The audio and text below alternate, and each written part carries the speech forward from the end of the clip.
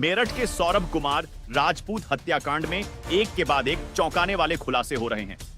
उन्हें में से आज मेरठ में हुए सौरभ हत्याकांड का सबसे बड़ा खुलासा सामने आया है, जिसे देख सबके पैरों तले जमीन खिसक जाएगी। मेरठ में हुए सौरभ हत्याकांड ने पूरे शहर को झकझोर कर रख दिया। इस जगह ने अपराध की साजिश सौरभ की पत्नी मुस्कान रस्तोगी और उसके प्रेमी साहित्य शुक्ला और इनके साथ जो और नाम सामने आए हैं, उनको सुनाने के बाद आप भी दंग रह जाएंगे। किसी ने सोचा भी नहीं था कि केस में इन लोगों का भी हाथ है।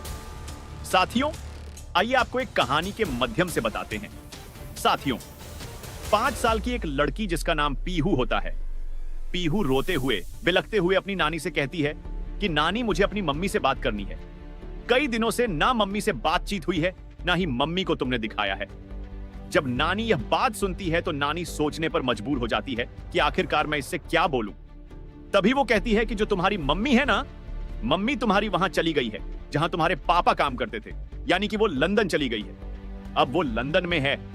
अगर तुम्हें लंदन जाना है तो इसके लिए तुम्हें पढ़ाई करनी पड़ेगी, खाना खाना पड़ेगा, दूध पीना पड़ेगा। इस तरह से जैसे बच्चों को समझाते हैं, ठीक वैसे ही। लेकिन वो बच्ची नहीं थी। वो कहती है कि मेरे पापा तो डरम के अंदर हैं, मेरे पापा लंदन में तो है ही नहीं।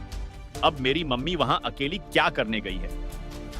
जैसे ही नानी ने यह बात सुनी, नानी की भी आंखें भर आती हैं। नानी भी रोने लगती हैं और रोते रोते अपनी देवती से पीहू से कहती है कि बेटा, अब तुम्हारे पापा भले ही ड्रम के अंदर चले गए हैं, लेकिन ड्रम से वो सीधे भगवान के घर चले गए हैं। वहां से वो लौट कर आ नहीं सकते और तुम्हें अपनी मां के पास जाना है, तो इसके लिए तुम्हें पढ़ाई करनी पड़ेगी। तुम्हें मेरी सारी बातें माननी पड़ेगी। दरअसल पीहू को तो नानी ने समझा दिया, बुझा दिया और उसे कोई ना कोई बहाने से वो पीहू को तो शांत कर देती है। लेकिन सच ये है कि जो उस पीहू की मां है, वो मेरठ की जेल के अंदर बंद है। और हद तो तब हो जाती है जब वो जेल में जाती है।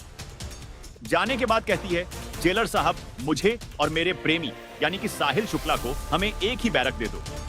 हम एक साथ ही जिंदगी बिताना चाहते हैं, एक साथ ही रहना चाहते हैं। लेकिन यह सब मुमकिन नहीं है।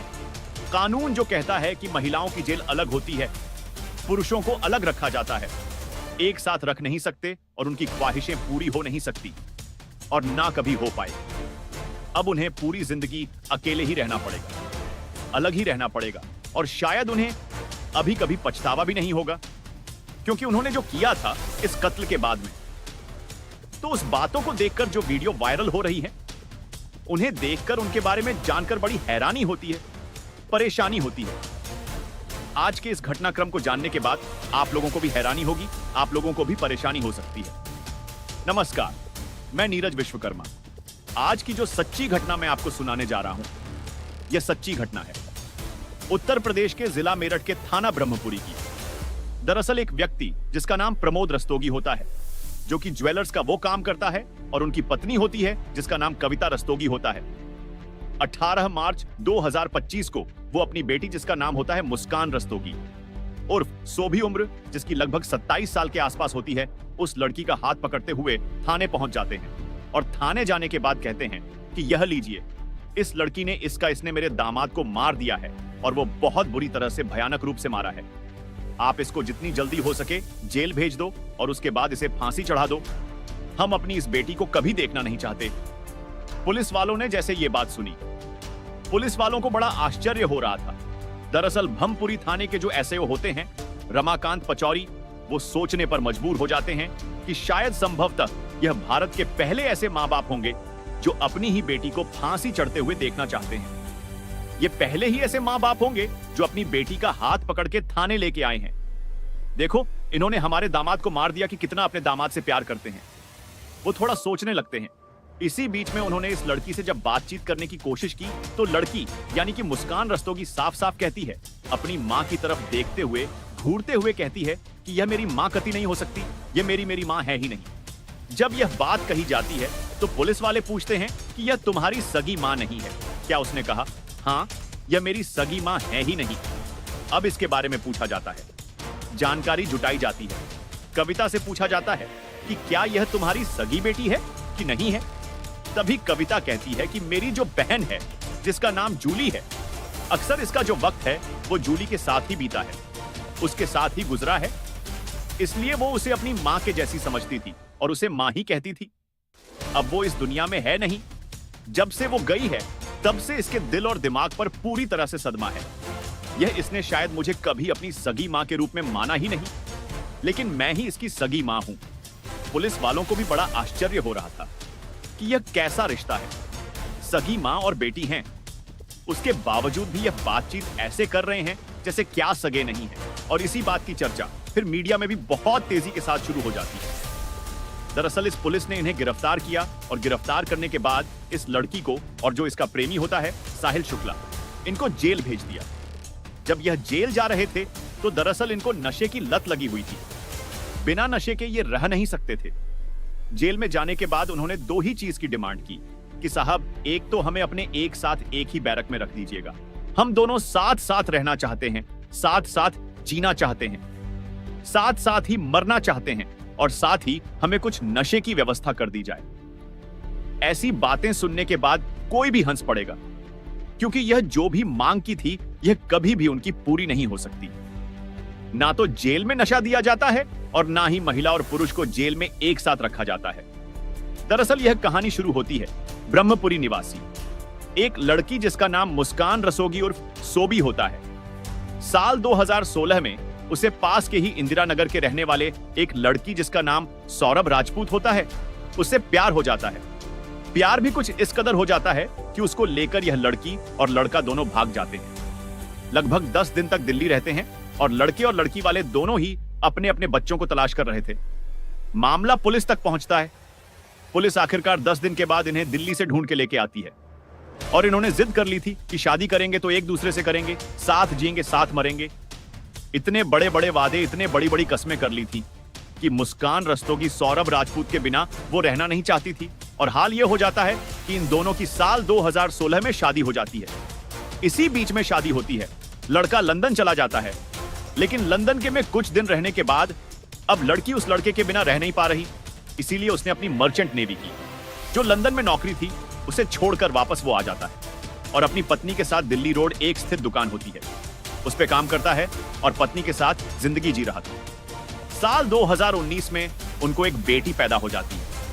इसी बीच में जो ये मुस्कान होती है, मुस्कान को अपने एक सहपाठी यानी कि जो क्लासमेट में एक लड़का होता है जिसका नाम साहिल शुक्ला होता है, उससे मुलाकात हो जाती है। एक इत्तेफाक से व्हाट्सएप का ग्रुप बनता है, एक पार्टी होती है। हर पार्टी के बाद ऐसी बातचीत होती है कि अपने इस सहपाठी जो क्लासमेट होता है उसके तो नजदीक होने लगती है और अपने ही जो प्रेमी से पति बन गया था उससे ये दूर चली जाती है और धीरे धीरे गैप बढ़ता चला जाता है। और क्लासमेट से दोस्ती कुछ इतनी गहरी हो जाती है कि इसके बारे में कुछ कह नहीं सकते। दरअसल साल 2023 में एक ऐसा मौका आता है कि सौरभ राजपूत चला जाता है। लंदन में उसे एक बेकरी में नौकरी लग जाती है और वो वहीं रहता है लगभग 2 साल के लिए। लेकिन जब लौटकर वापस आता है 24 फरवरी 2025 को, तो पता चलता है कि इसी बीच में जो ये मुस्कान रस्तोगी होती है उसकी साहिल शुक्ला से बहुत ज्यादा नजदीकियां बढ़ जाती हैं। इतनी नजदीकियां बढ़ जाती है कि इन दोनों ने फैसला कर लिया कि अब सौरभ राजपूत को रास्ते से हटना ही पड़ेगा, इसको मारना ही पड़ेगा।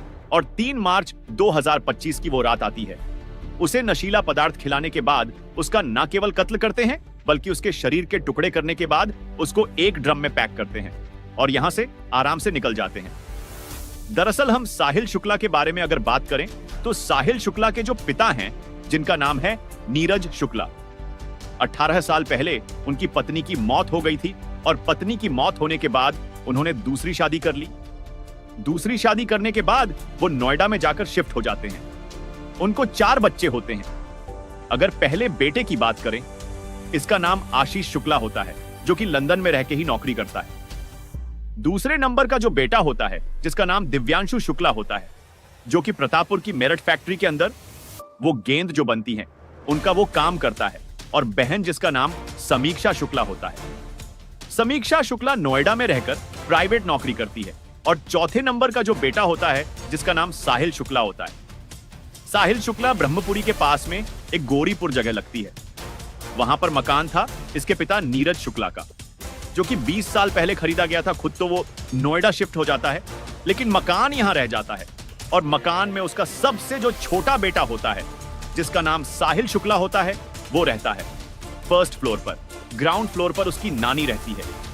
जब इस हत्याकांड के बाद पुलिस ने इस घर के दहलीज को लांघा पार किया, उसके बाद उसके कमरे में जाती है तो वहां जाकर देखती है कि कुछ अजीब तरह की आकृतियां हैं, अजीब तरह के चित्र बने हुए हैं, शैतान की पेंटिंग बनी हुई है और खून टपकते हुए इस तरह की पेंटिंग्स हैं जिसे देखकर कोई भी इंसान डर जाएगा।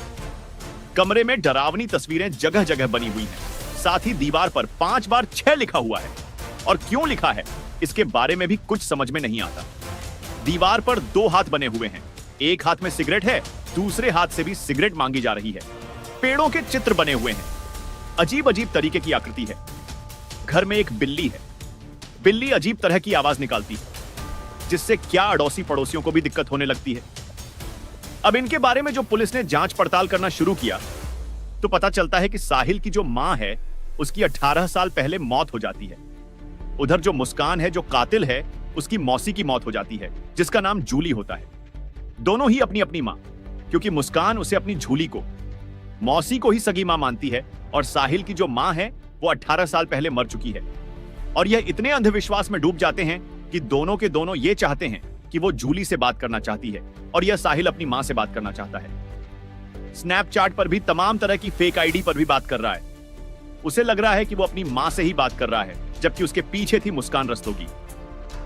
अब यहां पर जो कत्ल करते हैं तो कत्ल करने के बाद जो जांच पड़ताल में सामने बात आती है वो बड़ी चौंकाने वाली थी। इन्होंने कत्ल का प्रयोग नहीं किया, इन्होंने हत्या का, इन्होंने मर्डर जैसे शब्द का इस्तेमाल नहीं किया, बल्कि इन्होंने इस्तेमाल किया वध शब्द का प्रयोग किया है। और चाकू को दिल के बिल्कुल करीब से लेके जाते हैं, जैसे कि आप फिल्मों में दिल बना होता है और उसमें एक तीर निकला होता है, ठीक वैसे ही दिल पर चाकू चला जाता है। इसी हिसाब से कि क्योंकि इन्हें तंत्र मंत्र वगैरह के बारे में जानकारी थी और यहां से सर और जो हाथों के पंजे थे उनको घर लेके जाते हैं। रात के 3 बजे के आसपास ये जो कत्ल होता है वो 3 मार्च 2025 की रात लगभग 1 बजे के आसपास कत्ल करते हैं।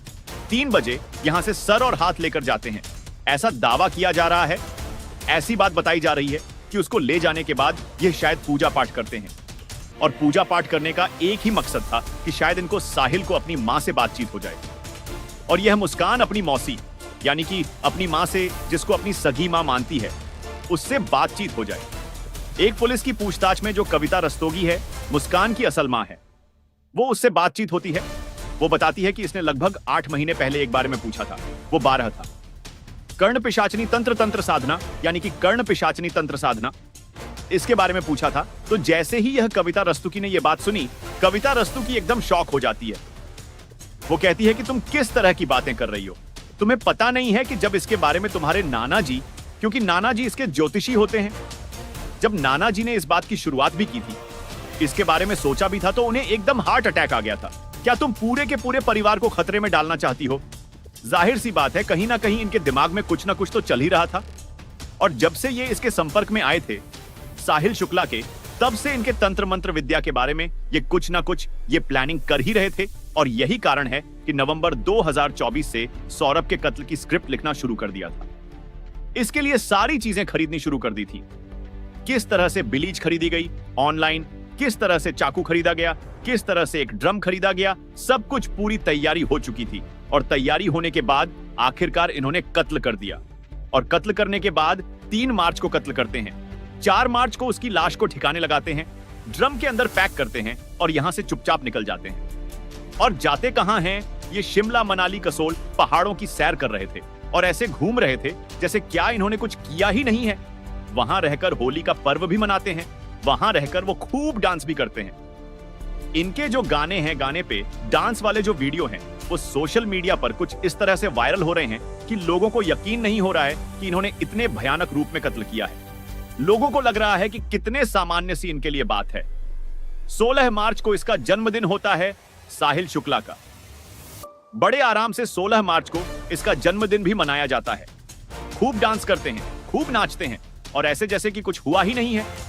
आखिरकार जब ये पुलिस इन कड़ियों को जोड़ने की कोशिश कर रही है, एक एक चीज को मिलाने की कोशिश कर रही है, ताकि यह पता चल सके, ये जान सके कि आखिरकार कत्ल के पीछे की असली कहानी क्या है, असली वजह क्या है। पोस्टमार्टम रिपोर्ट आती है तो डॉक्टर लोग भी इस बात को देखकर हैरान हो जाते हैं कि इन्होंने किस तरह से धड़ से गर्दन को अलग किया है, पंजों को अलग किया है, और उसके बाद उन पूरी बॉडी जो बाकी हिस्सा बचता है उसको उस ड्रम के अंदर पैक करने के लिए किस तरह से मोड़ तोड़ कर मरोड़ कर उसको उसके अंदर फिट कर दिया है। जब ये मुस्कान होती है, ये टीपी नगर में जाती है, राज अरोड़ा की शॉप पर, दुकान पर, जहां पर डस्ट मिलता है, जहां पर सीमेंट मिलता है, वहां से डस्ट और सीमेंट लेके आती है, उसको पैक करना शुरू कर देते हैं। लेकिन जब पैक कर रहे थे तो सीमेंट भी कम पड़ जाता है और डस्ट भी कम पड़ जाती है। इसके बाद यह ब्रह्मपुरी के शारदा रोड पर एक आशू की दुकान होती है। आशू की दुकान पर जाती है और जाने के बाद कहती है कि हमें थोड़ा सीमेंट चाहिए और थोड़ा सा डस्ट चाहिए। जो भी मात्रा थी उससे मात्रा मांगी जाती है और मांगने के बाद उसके घर आते हैं। बाकी जो हिस्सा बचा था उसको पैक करने से उसको फिर से पैक करते हैं। ऐसा नहीं था कि डर था, घबराहट थी कि जो कर रहे हैं कहीं इससे कुछ बड़ा बवाल हो जाए। पुलिस उन्हें पकड़ लेना, उन्हें पुलिस का खौफ था ना उन्हें किसी चीज का खौफ था। उन्हें लग रहा था कि हम तो सब कुछ, पूरी दुनिया को अपनी मुट्ठी में काबू में कर लेंगे, क्योंकि उन्होंने जो प्लानिंग कर रखी थी तंत्र मंत्र विद्या की, ये शारदा रोड पर सिंगल बर्तन स्टोर पे भी जाते हैं। बड़े आराम से, इत्मीनान से वहां जाने के बाद जो इसका मालिक होता है अंकित गुप्ता, उससे कहते हैं कि चाकू दे दीजिए, चाकू खरीदना है। उसने पूछा कि क्या करोगे इतने बड़े चाकू का। इन्होंने कहा कि दरअसल मुर्गा काटना है, लेकिन वो बताना भूल गए। काश उसके मुंह से चर्च निकल जाता तो ये शायद कत्ल नहीं होता। उन्हें इंसान को काटना था, किसी मुर्गे को नहीं काटता। यही नहीं, यह जली कोठी पे जाते हैं।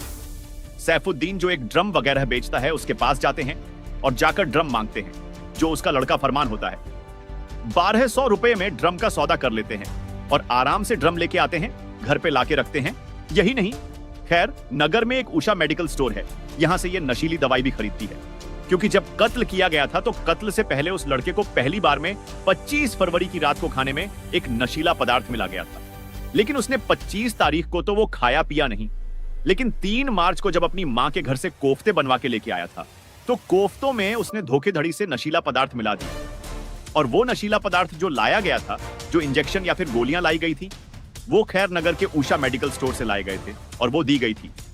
इसके बाद टैक्सी की उन्होंने, जो शिवा ट्रेवलर्स होता है और जिसका नाम ड्राइविंग का नाम अजब सिंह होता है, ये लगभग 13 दिन तक मेरठ से मनाली और शिमला कसोल इसी जगहों पर घूम रहे थे। और एक अखबार में मैंने पढ़ा था, इन्होंने अजब सिंह से कहा, जो ड्राइवर होता है, कि 16 मार्च को जन्मदिन होता है, कहीं से भी किसी भी कीमत पर आपको एक केक लेके आना है और लाके जल्दी जल्दी हो सके हाजिर हो जाइए।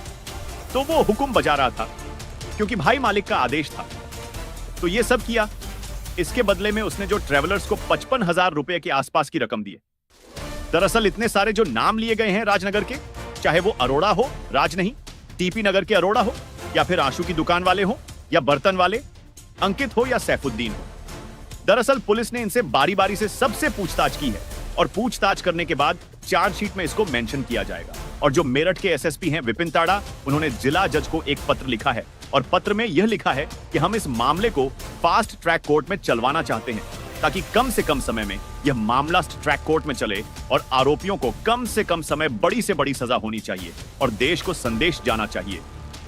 देश ही नहीं बल्कि पूरी दुनिया को यह संदेश जाना चाहिए, जिस तरह से सौरभ राजपूत की हत्या हुई है उसने पूरी दुनिया को हिला के रख दिया है, लोगों को सोचने पर मजबूर कर दिया है कि 2021 में ये दोनों अगर मिले थे या 19 में मिले थे, बहुत नजदीक आ चुके थे।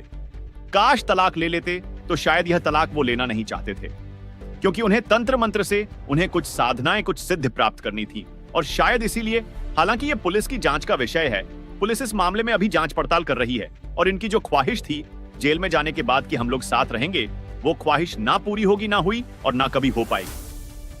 दोस्तों, इस पूरे घटनाक्रम को सुनने का उद्देश्य किसी को परेशान करना नहीं है, किसी का दिल दुखाना नहीं है, बल्कि आपको जागरूक करना है, आपको सचेत करना है और आपको बताना है कि मोबाइलों का इस्तेमाल जब कोई कर रहा हो तो उसके बारे में बीच बीच में, चाहे बड़ा हो या छोटा हो, जो जिम्मेदार आदमी हो, उसको देख लेना चाहिए। इस लड़की के बारे में जो मुस्कान रस्तोगी होता है, ये बताया जाता है कि पति तो रहता था, लंदन में मां अलग रहती थी, वो मां के साथ जाना नहीं चाहती थी। ससुराल वालों ने सौरभ राजपूत को बेदखल कर दिया था। अब यहां वो अकेली रह जाती है, उसके पास मोबाइल होता है और मोबाइल के अलावा एक कमरा होता है। उसी जगह पर वह मोबाइल में अक्सर बिजी रहती थी। ज्यादातर मोबाइल बिजी मकान मालिक ये साफ साफ बताता है कि इसके पास मिलने के लिए कोई आया करता था तो साहिल शुक्ला आया करता था। बहुत देर तक अक्सर वक्त बिताया करते थे और कोई रोका नहीं, कोई टोका नहीं, और वो खाना भी नहीं बनाती थी। जोमेटो से खाना मंगाया और आराम से खाया, क्योंकि कमाने वाला तो लंदन में बैठ के कमा ही रहा था और शायद पता नहीं क्या उसके इरादे थे। पुलिस जांच करने के बाद सभी चीज दुनिया के सामने रखेगी तो फिर बाद में समझ में भी आएगा। दोस्तों, इस पूरे घटनाक्रम को सुनाने का उद्देश्य किसी को परेशान करना नहीं है, बल्कि आपको जागरूक करना है। जाते जाते बस इतना ही कहूंगा, 2 शब्द कमेंट बॉक्स में मर्दों के लिए जरूर लिख दीजिएगा। आप सब लोग अपना ख्याल रखें, सुरक्षित रहें। जय हिंद, जय भारत।